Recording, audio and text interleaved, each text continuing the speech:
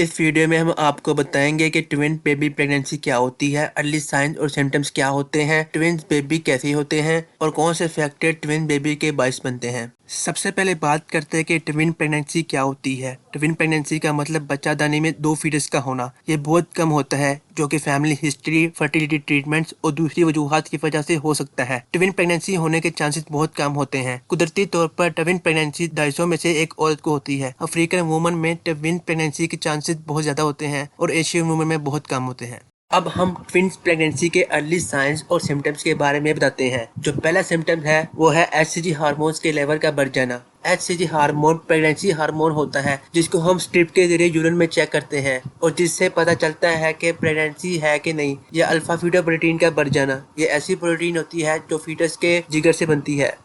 दूसरी जो अलामत है वो है वजन का जल्दी बढ़ जाना। तीसरी जो अलामत है वो है फैटर की मूवमेंट जल्दी महसूस करना और बच्चे की हरकत एक से ज्यादा जगह पर महसूस करना। पांचवी जो अलामत है वो है फंडल हाइट का जेस्टेशनल एज के मुकाबले में ज्यादा बढ़ जाना। आम जबान में प्रेग्नेंट औरत का पेट बच्चे की उम्र से ज्यादा बढ़ जाना। छठी जो अलामत है वो है फीटस डुपलेट में एक से ज्यादा हार्ट बीट का सुनाई देना।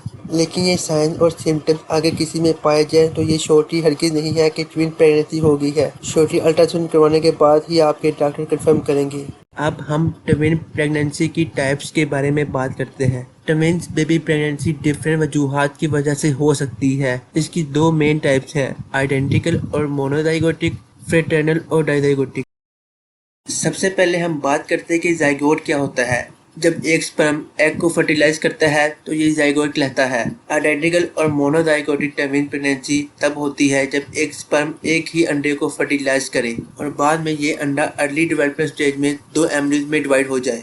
आइडेंटिकल और मोनोजाइगोटिक ट्विन्स सिंगल प्लेसेंटा भी शेयर कर सकते हैं और इनके सेपरेट प्लेसेंटास भी हो सकते हैं, जो इस बात पर डिपेंड करता है कि एग कब डिवाइड हुआ। मोनोजाइगोटिक ट्विन्स में कॉम्प्लिकेशन के रिस्क ज्यादा होते हैं। अब हम बात करते हैं कि प्लेसेंटा क्या होता है। प्लेसेंटा एक स्पेशल ऑर्गन है जो प्रेगनेंसी के दौरान औरत की बच्चादानी में डेवलप होता है और ये बच्चे की ग्रोथ के लिए लाइफलाइन की तरह होता है। आइडेंटिकल और मोनोजाइगोटिक ट्विन्स में babies same genetic material share करते हैं क्योंकि ये एक ही एग से डेवलप होते हैं। आइडेंटिकल ट्विन्स एक जैसे नजर आते हैं और इनका जेंडर सेम या डिफरेंट हो सकता है।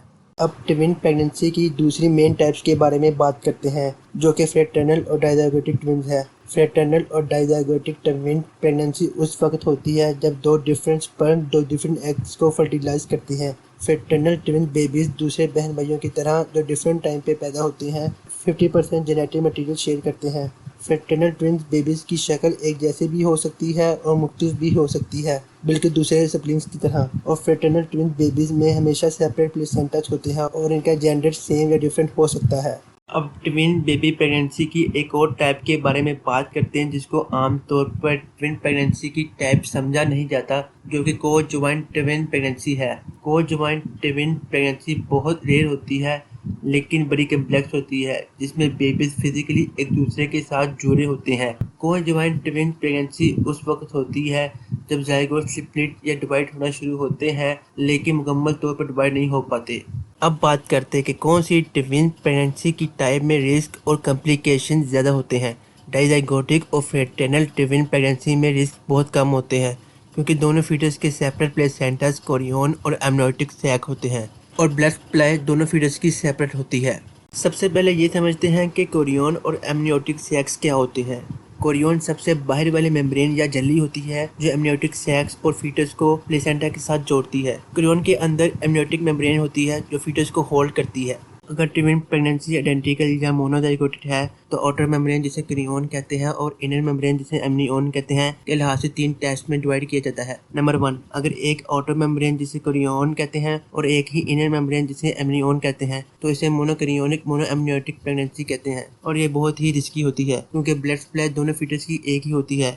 मरीज ये कि एक ही एमनियोटिक सैक होने की वजह से दोनों बच्चों की कार्ड्स या जिसे नाफ की नाली भी कहते हैं एक दूसरे के साथ बल खाने की वजह से उनमें गिरा लग जाता है और इसकी वजह से फीटस की डेथ भी हो सकती है। नंबर 2, अगर एक आउटर मेम्ब्रेन या कोरियन और दो इनर मेम्ब्रेन या एमनियोन हो तो इसे मोनोकोरियोनिक डायएमनियोटिक प्रेगनेंसी कहते हैं। प्रेगनेंसी की ये टाइप भी रिस्की होती है क्योंकि इसमें भी ब्लड सप्लाई एक ही होती है। लेकिन मोनोक्रियोनिक मोनोएमनियोटिक प्रेगनेंसी है कम रिस्की होती है, जिसमें एक आउटर मेम्ब्रेन और एक ही इनर मेम्ब्रेन होती है। नंबर 3, अगर 2 आउटर मेम्ब्रेन और 2 ही इनर मेम्ब्रेन हो तो इसे डाइकैरियोनिक डाइअम्नियोटिक प्रेगनेंसी कहते हैं और ये बाकियों की निस्बत कम रिस्की होती है। अब बात करते हैं ट्विन प्रेगनेंसी कैसे होती है या जुड़वा बच्चे कैसे होते हैं। कुछ फैक्टर्स हैं जो ट्विन प्रेगनेंसी का बायस बनते हैं। वो औरतें जिनकी उम्र 35 साल से ऊपर है उनमें बड़े चांसेस होते हैं कि वो ओवुलेशन के दौरान एक से ज्यादा एग रिलीज करें। अगर आपकी माँ वाली साइड से ट्विन प्रेगनेंसी की हिस्ट्री है तो आप में भी ट्विन प्रेगनेंसी के चांसेस बढ़ जाते हैं।